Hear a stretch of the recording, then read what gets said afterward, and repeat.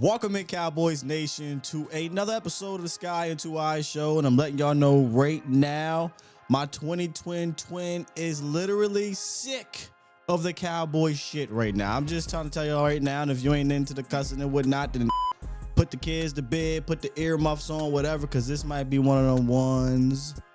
No. I won't go that far.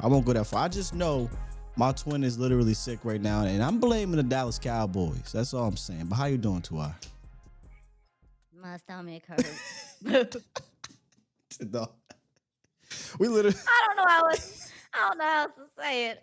My stomach hurt, y'all. She ain't feeling too good, but she pushing through. I appreciate you. I really do. I really do. Cause look, I'm saying like, hey, look, we can postpone. We can go. Nah, let's go. So if Tuai can show up and show out for these Dallas Cowboys, God dang it, why can't our Dallas Cowboys? With the season on the line, Tuai, back-to-back weeks, really. The Detroit Lions, the Minnesota Vikings, they smacked the Cowboys back to reality. Back to life. Back to reality. That's what happened over the last couple of weeks, and obviously Sunday night at the crib against the Minnesota Vikings. And that reality is that, and I've been saying this for a long time, if this offense is not pristine, if this offense is not perfect, if this offense does not carry every week, pretty much, it's a wrap. You really don't have a chance. And I'll be honest, I shouldn't say have a chance. You won't win. I got hoodwinked, bamboozled, led astray. Run them up, right? After that 3-game win streak post trade deadline. And to be fair, they earned it, right? Yeah, 3 games is a good sample size of film. And the opponents. Yeah, Kansas City's not the same, but these are years you wouldn't even beat that type of team, right? Yeah. Philly at the crib down 21. Like that, they gave us reason to believe. Mm-hmm. But after JJ McCarthy grittied on your playoff grave, Tuai. And it was a bad gritty, too. They are who we thought they were, and we let them off the hook. Dusty. And I'm talking about the Cowboys. We let the Cowboys off the hook after that 3-game win streak.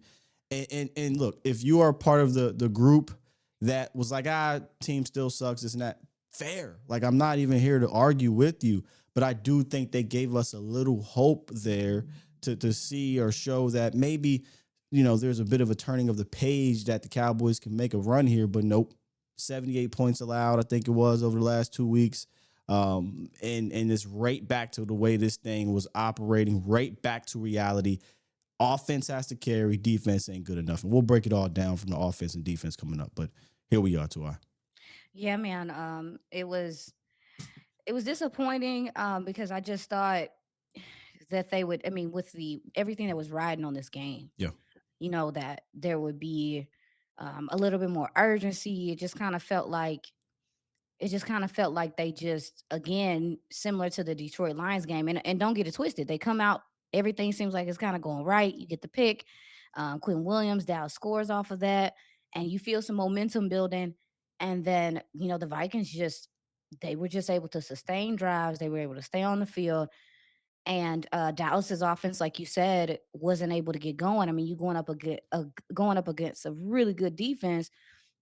I mean, it's just one of those things where, like you said before, your offense needs, in some of these games, in some of these situations, your offense is going to need time to buffer. Now, I don't agree with the slow starts. I don't agree with those. I think that's something that they truly have to focus on this offseason. But I did feel like Dallas, I felt like they would have been a little bit more aggressive. I don't know, aggressive. Yeah, aggressive. I mean, I felt like on both sides of the ball, like Flus came out, was aggressive with some of the blitzing. Shoddy came out, was aggressive with some of his play calling. And then it felt like we just kind of went into a shell when things weren't going the way that we expected. And, we've talked about it for weeks about on multiple platforms. Hey, we need this offense to get off to better starts, even though getting back to reality, the reality is you're just not going to score a touchdown on opening possession every single week. You're not going to score 21 points in the first quarter, first half every single week. but we would like to see them get off to a faster start. And Yeah. to their credit, they scored 2 touchdowns in the first 3 possessions. Yeah. And we're like, here we go, right? Let's do it. Yeah. But they could not keep that up on that side Mhm. of the ball. Yeah, it's the counter. You know what I'm saying? Like that's one thing that I believe that, Brian Schottenheimer as a head coach play caller, as he, takes the next step is that he's going to work on, countering to the stuff that we were seeing. Now, granted, in this game, I know we're going to get into it. How much could you counter the things that you could do to counter what the Vikings were doing? You couldn't do because your offensive line wasn't holding up. So it was like a mix of good and bad. And then defensively, I mean, the defensive play caller just it feels as though he sees something is working and then it doesn't work. And I get people arguing like, well, if they're not doing base right, then why would they blitz? Or is blitzing really not going to help and things like that? And it's like even the alignments were wonky. Even I some of the alignments were wonky. Even some of the fronts that they caught us in yeah. were wonky. So never mind. I'm not gonna go off. We'll get there. Let's walk it back and let's start with the offense, all right? Because I'm not going to sit on the offense for a long time because I truly do believe that this season, it's the defense. Like I'm just going to be honest with you. But we'll talk about what happened in this offense or on offense side of the ball against the Vikings. Which going into this game, most people that were studying this opponent, most people that have studied Brian Flores, this Vikings defense, understood the assignment that this was not going to be a cakewalk. It just wasn't. This was a Vikings defense that came into the game only allowing about 20, 21 points per game in general. Okay, so they weren't just getting run out the building. This was a Vikings defense that was very aggressive, that has had some really good games against good offenses at that. So in my opinion, coming in, I'm like, look, the Cowboys offense usually, no matter who the defense is, sans the Denver game, right? They usually will find their way at some point, but it's going to be about not turning the ball over and then converting when you get down there. And early that happened in regards to converting. They did score 26 points at the end of this thing, but once again, you were shown back to reality that you're going to need to score more. And I think that's where a lot of people are like, I don't want to say blaming the offense, but a lot of people are putting the onus back on them. So let's Oh, that's not. No, I'm not doing that. I mean, either. I'm not either. But I'm not doing that. let's focus on why the offense kind of didn't sustain. So, shouts out to Shotty, okay, who came out and owned it. We talk about clipboard warriors, right? That's our thing, right? For the last year, we were excited to have guys on that side of the ball that could do that, and it has happened this year. Yeah. But it also has happened the other way, where other opponents, the Lions, for an example, and the Vikings have won that. They have outcoached him, and he has owned it as he should. Brian Flores is a fantastic defensive coordinator, one that I would love to have here in Dallas. Yes. I think he matches the energy of a Brian Schottenheimer. Is Dallas going? I found out yesterday Brian Flores is a free agent. Oh, I saw that, but I'm saying, is Dallas going to be okay with a what you say? You a melanated kind. What you say, Sky? And I'm not trying to be funny, but I'm just saying that have we seen that here yet? Coordinator wise, no. The last melanated defensive coordinator was a coordinator in name, I think, and that was with Wade Phillips. Now they did have Todd Bowles under Parcells, I think it was that year. But was he the DC though? In name, I think it was Parcells' thing. I could be wrong. Y'all correct me there, but you're right. I don't know the last time it happened, but what you say? it's neither here nor there. This Vikings defense, I thought, came in with a plan, and I thought they executed it well, and we just couldn't keep up. There's a set of stats I kind of want to run by you. Shouts out to Bobby, who does a great job at the end of these games bringing these up, and then you go back and see it. This matches, right? So listen to this here. The Vikings defense coming into that game were averaging six snaps per game in cover 2. They played 16 snaps. Now, kind of reminds me of the Lions. Lions came in very heavy, switched it up on you. And I think we might even mentioned it, or maybe I did it on the collective where I said, hey, don't Don't you think Flores is going to look at that tape and try to mimic some things? And he absolutely did. Mm-hmm. For the first time, they didn't play a single snap in cover one. Yeah. And they had the most snaps of cover zero on the season. And the result of that, Dak was pressured over 51% of the time, the highest in over 3 seasons. And they were 2 for 12 on third down and 2 for 5 in the red zone. They absolutely made it difficult for you in that game. And Shoddy didn't have an answer. He did Nope. not have an answer for it. Nope. I mean, you couldn't when guys. I mean, the middle of the field was open, and you weren't able to really take advantage of it the way that you needed to because number one, you mean you having to help guys out, your tackles, trying to help those guys out, and then also too, I mean, the interior had some issues as well, but really it came from the tackle spot. Um, and yeah, the middle of the field was open. I thought that Dallas would be able to take advantage of that, but when you can't, I mean, there were so many times, Sky, his arm was getting hit. Yeah. He was throwing off platform. He couldn't set his feet. I mean, and again, I thought that we talked about it. I thought that coming into this game, you had an advantage there going, not an advantage, but it kind of canceled out. Like, yes, they like to do a lot, but this QB is able to recognize everything. And it was like, I think that he did see, I saw him checking the stuff, but I just thought that the run game, whereas I felt like Javonte toted the rock well when he was in. I mean, that's another part of it, Sky. He left. He went out for a while. That mattered. This is not only one of, obviously your RB1, but he's also your best He's your pass RB protecting. everything. He's your RB everything, and he's one of your best pass protecting players on the field in that backfield. And then also too, Hunter Lipke does a lot in pass pro. Okay, well he got injured as Yeah. well. So I mean, the run game being compromised, I think did affect things because when those teams are lining up in that cover too, then you got to do something to get them out of it. You either going to have to really put the pressure on it, throw over the top, be methodical, or run that damn ball and make them have to make some decisions. And I just don't, I felt like Dallas wasn't able to do that, especially with guys being in and out the lineup, which is not necessarily their fault. So On the run game front, they actually had a successful day with Williams, right? yeah, 6.1 yeah, yards per carry, 91 yards in the game. yeah. Like you said, though, he went out. He went It out was situationally to good me. portion. Situational, yes. Yeah, situationally. Then obviously you kind of had to. You couldn't really. There was no stick to itness to it once you weren't down Mhm, double digit points with what mhm. less than 7 minutes to go or whatever it was. You kind of had to abandon that in a Of course. way Yeah. because you're like, okay, now we're up against the clock. Defense can't get a stop to save their life against JJ McCarthy, which we'll get to. So it was like you couldn't really stick to it. He was out the game. Malik couldn't provide the same thing. This all goes back to some of the things we talked about earlier in the year was, hey, once we get to week 14, 15, is Williams going to be a little bit worn down or is the injury risk gets a little higher? And to his credit, he didn't technically wear down in this game. He played well, but you've seen some of that wear and tear in the previous weeks. You go look at the success rate in running the ball.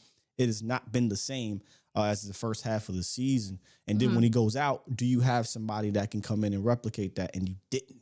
It's gonna So be a I no. think it hurt you a little bit there. And then I know a lot of the talk is, hey man, we got to be able to get Pickens this and that and to be fair, that's true. You got to be able to do X, Y, Z, but teams are also trying to take that away from you, Facts. right? So do you have the other weapons to make up for that? And the Cowboys do. And again, 17 points in the first half. Mhm. That's on track for 34 points in an entire game. Mhm. Problem is, Vikings also had 17 points in the first half, and they made the adjustments in the second half that you had no answers Answer for. for. And that's where Shoddy has to take this one. And that's where, as us fans, we have to put the onus on him is that you did not, you weren't able, I should say, to counter what what Flores was doing, which is, it's difficult. I'm not going to act like it's easy. Everybody think they have an easy answer. Dude, they're getting a free rusher every other drop back. Yeah, and it makes it more difficult again, like I said, with the offensive line play. Like I just felt like some of the stuff that you want to take advantage of, people were like, "Well, throw the ball downfield and stuff." It's like, who gonna do that? Who got time? Mm. Who got time to do that? Who Yeah, got time I to take saw. it? I think I heard Collinsworth said. I've seen. Man, I we got to tweeted take it. a shot. How is he going to take a I shot tweeted it. I downfield, said he can't take advantage of nothing bro? downfield if they can't block it up, brother. He was on his back foot. My poor Adeniji quarterback. was whooped. My Nate poor boy. Thomas was whooped. Woo. Terrence only had 2 pressures in the game, but he let up a sack in that one. Like this is just not that's not a recipe for success. When you're back foot and you have to run for your life, how can you throw it up? No, you can't. And then also too, not only it's the culmination of things. Not only is he dealing with pressure, he is having to navigate the line of scrimmage. They changing the pitcher at Yes. post snap. I Bro, mean, there's so many factors. did you see? And again, brought this up on multiple platforms about how diabolical Brian Flores is with changing the picture. I don't know if there's anybody left in the league that does it in that way. I think sometimes you'll see Spags do it. This mofo had like 7 or 8 dudes at the line of scrimmage, and right before the snap, and it looked like I think it was either single high or might have been looked like cover 0. He has the safety haul ass like right before the snap and into a cover 2 look. From the line of scrimmage. You From the normally line of don't see scrimmage. it from the line of scrimmage like that. And I'm just sitting here, and this is broadcast view before you go back and watch. I said, this mother is crazy. Yeah. In a very good way. He's Mhm. crazy. And it's like, I need that. Yeah. It would be awesome. I mean, he's so creative and I love it too, Sky. And I know we're gonna move on, but I love it too, Sky, because you gotta think like play callers have evolved in this game. Yeah. There's so many, like the matchup game is real. And just to see a defensive coordinator evolve with the game, like, okay, well, we know that quarterbacks are smart enough now to navigate, some of these base defenses. How can we complicate things for the quarterback? And it is, and Christie made this great point. It's not just the quarterback. The, No. the receivers have to read Yep. what's going on. They have to be in tune. And I feel like that did play a factor. Offensive line, Yeah, offensive running line. back, the tight Yes. ends, everything, the numbers change.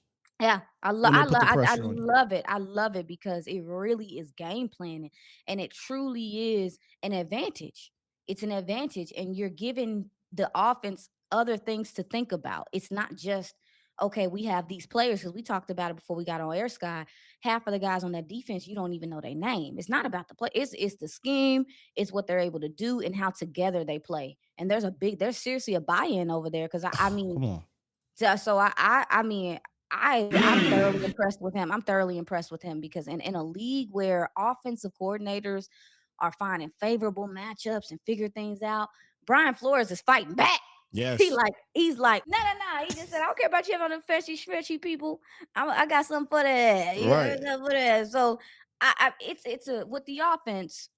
I think that there's growing pains. I think that there's things that they still do need to figure out specifically what is going to happen with the tackle position. I think that we're going to probably see some major changes there this offseason with Terrence, Yeah. And things like that. But like, it wasn't enough. Let me put a bow on this real quick and maybe add some context to this, maybe to make people feel good. Because I don't know where everyone stands. I know a lot of people are frustrated with Shotty coming out the game. And look, again, they are. They calling him a fraud. Bro, it's. I knew he wasn't hot. I knew he wasn't real. And I'm like, y'all sound like y'all crazy. need a hug. Look, we could criticize, game by game decision, whatever, right? That fair, because that's just how the world is in general. We operate in the microwave. I tend to take a step back, right, and look at this thing. We could look at the game and we can look at the season. Let's do both real quick. The game scored 26 points. Yeah. You didn't score 26 points in the way you wanted to, but you scored 26 points. 5 more than what the defense you played allows, right? The season, you averaged 30 points per game. The whole season. Over the season. Check this out, though. In the first year of this brand new ass offense, brand new coordinators and coaches, and here's the big one. This isn't like yesteryear where you had a defense that was giving you the ball so many times a game, leading the league. The Cowboys defense has just 2 games on the season with more than 1 turnover. 2. Washington, Philadelphia. That's it. That's all. Wow. Ladies and gentlemen. Wow. That, to me, is extremely telling when you're not getting a ton from your special teams and setting you up. You're Talk not about getting the it. ball back on the other side of the field with turnovers, but your offense is 29, 30 points per game in the first year of its iteration when you knew it was going to be some growing pains. You Ladies and preaching. gentlemen, give me this all day and tomorrow in year one of an offense because I know the foundation is there to build upon it over the next a year or two. And I truly do believe that you have the coaches on that side of the ball that will absolutely build on top of what they've done in this season in the first year of the offense. So look, if I'm in the minority here about feeling fine with this offense, then so be it. Yes, it has things it needs to get better at. I'm not ignoring that. But what I get a little peeved about is y'all need to focus on the real issues of this of this team, and it ain't the offense. People getting upset with the offense, and I think it's like a human thing to do because you feel the urgency, like you feel like you just said at the beginning of the show, if the offense does not play well, then or play phenomenally to your point, then you know that this game is not a game you can win. So I think people are putting a lot of the onus on the offense because they are, and this is the second week in a row. So people have, the memory of last week where they're like, okay, well, y'all struggle here and now y'all struggling again. Hey, y'all just keep struggling. And I'm We're like, conditioned. yeah, yeah, yeah. We're conditioned to. This is what I mean by we're conditioned, and this is an organizational problem because we've been conditioned for about 15 years. We're conditioned to this offense has to lead the team every single year, every single week, every single game, every single possession because we don't have dominant defenses that wins the game. There's seasons and years and teams where you're like, our defense is going to win us this game. Our defense is what we lean on. Our offense is complement.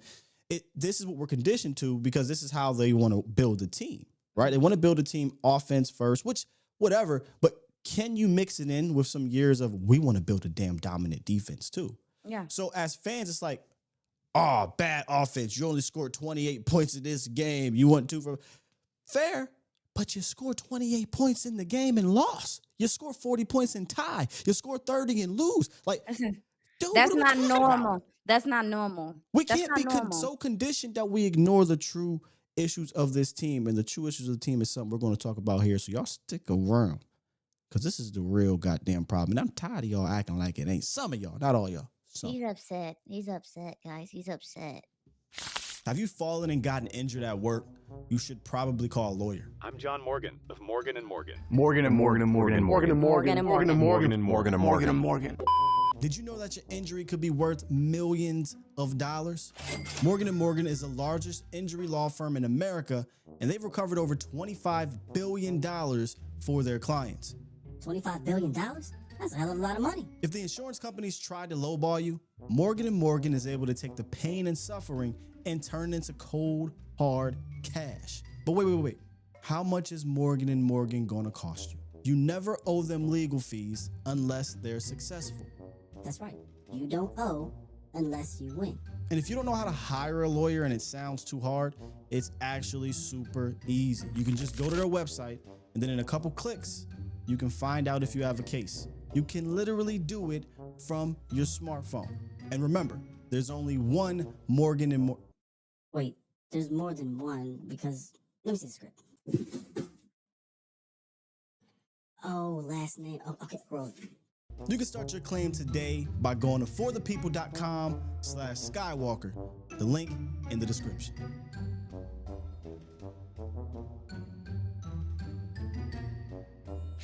After calming down, apologize, He got a fussy spirit. Got a little excited there, man, because it's just so frustrating seeing a wasted rookie campaign from your head coach, a promising campaign, in my opinion. Mm-hmm. Yes, there's some warts he has to work on and things like that. It's frustrating because now your owner, general manager, president, assistant head coach, water boy, scout, whatever you want to call it, Jerry Jones. You're going to jail. He is finally waking up to one of the major problems of this team, and continuity is not the answer to why. Jerry Jones was asked on the radio about how J.J. McCarthy played and whatnot. And this is what Jerry Jones said. Quote, it seems like we're always saying that about these quarterbacks. Some of them, they haven't played as well, but when they play us, they play better. I think that's telling. Jesus. Let me calm back down because Jesus. Lord. it took you till December 16th of the year 2025 to realize that, Jerry. He was looking. He just come on, Sky. You know he's One a more. little older. One more. You know, Sky. It take a little longer to register. He might have needed a Take a little little bit. second to process. They asked him about Matt Eberflus. And ladies and gentlemen, sorry. I'm laughing to calm myself down to not snap out. Because some people don't like all that. They asked him about Matt Eberflus. He said he believes that coaches should adapt their scheme to players.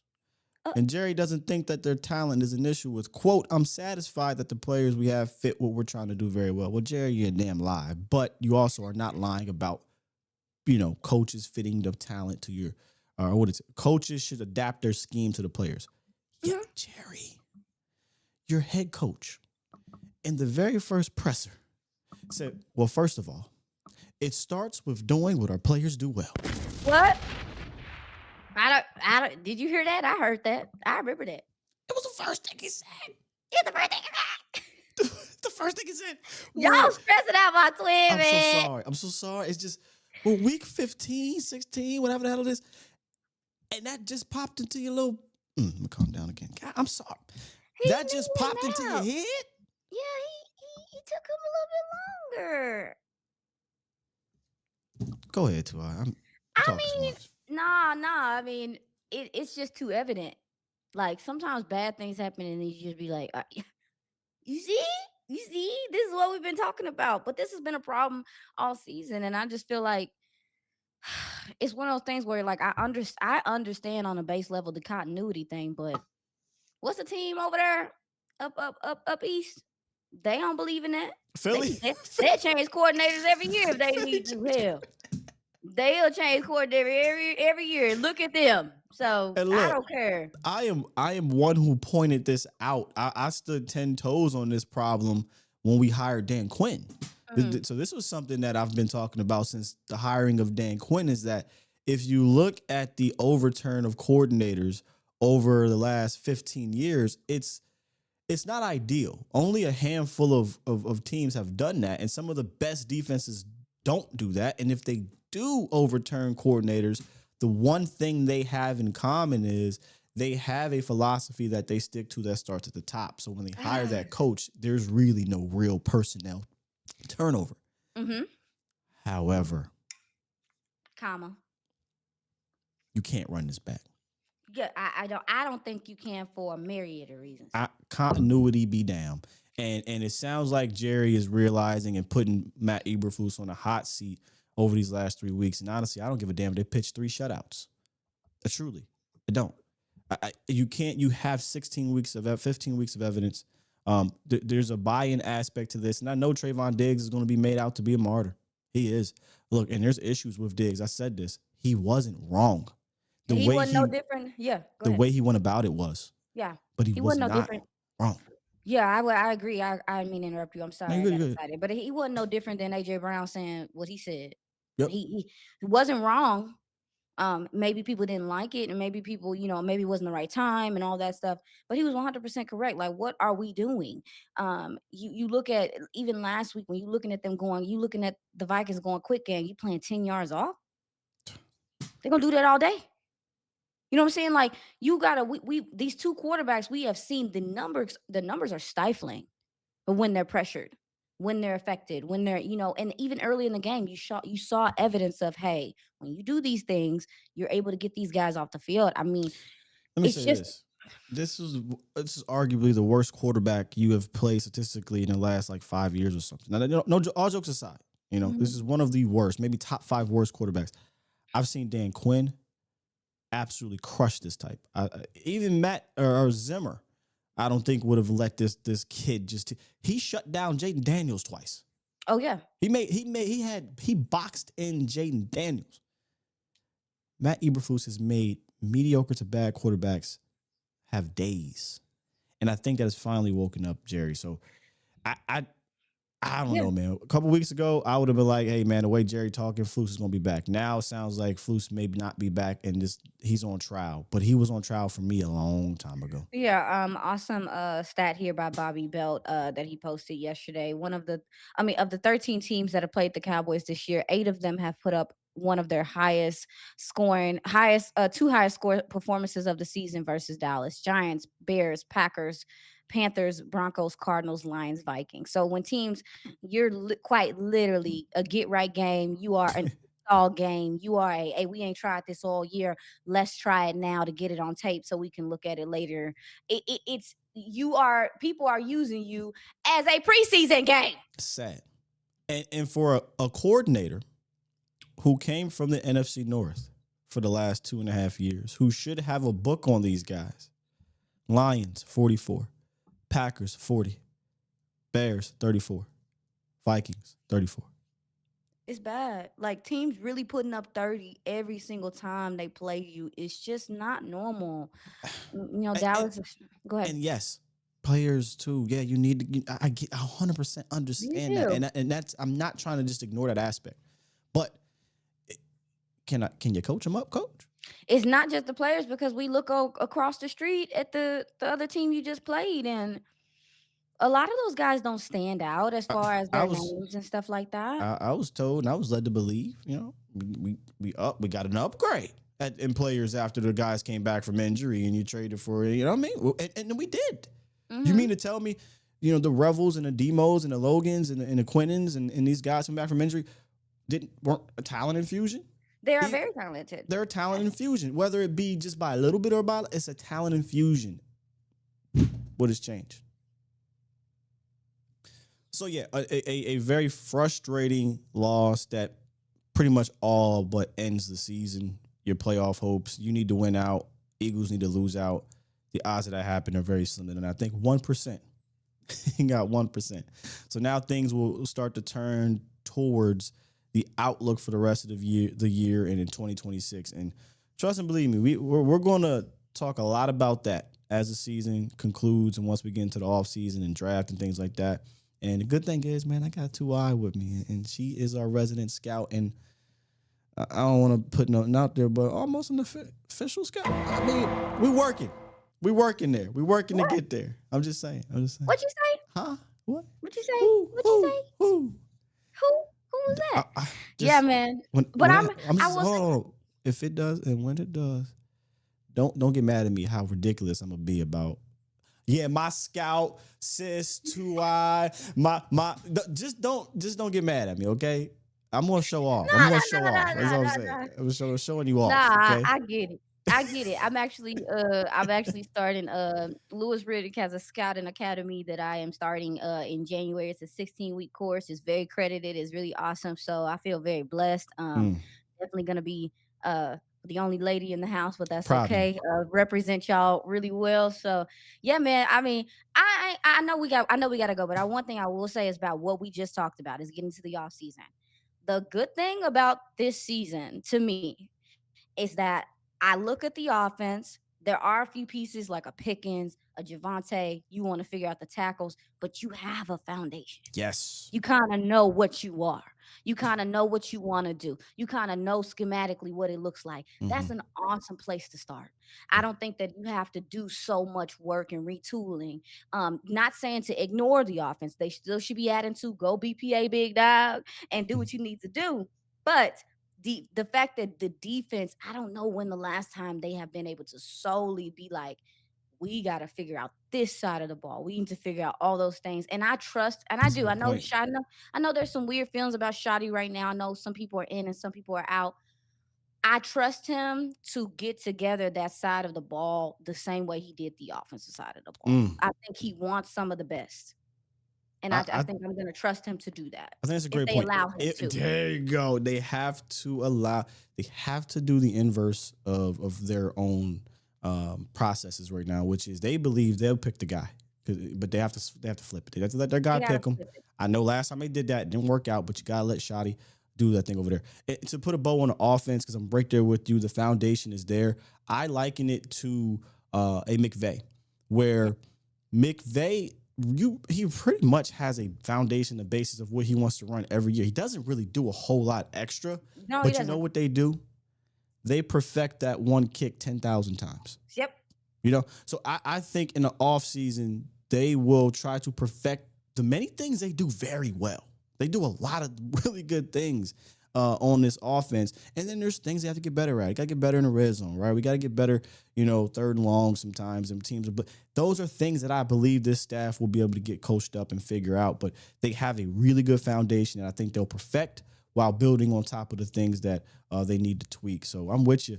It's just that other side of the ball. That's the big wild card, and we'll find out more as the season comes to a close. With that said, another fantastic, fired-up episode of the Sky and 2i Show. Y'all got to give a round of applause for 2i because y'all really don't understand how much she pushed through to get this thing done. I almost thought – I was a little worried. I thought we was during the show. You know what I'm saying? Take me to the wall. I thought – would you say Marty Marr? I thought she was about to hit a Marty Marr on us, but she pushed through, y'all, and we appreciate that, and we love her for that. So we'll catch y'all on the flippity flop, as my guy in the office would say. What? Who say that? Michael Scott. You know what? Michael Scott says it. Of course, it's an office reference. I got a lot of them. I do too. I got a lot of them. I do too. We out of here, man.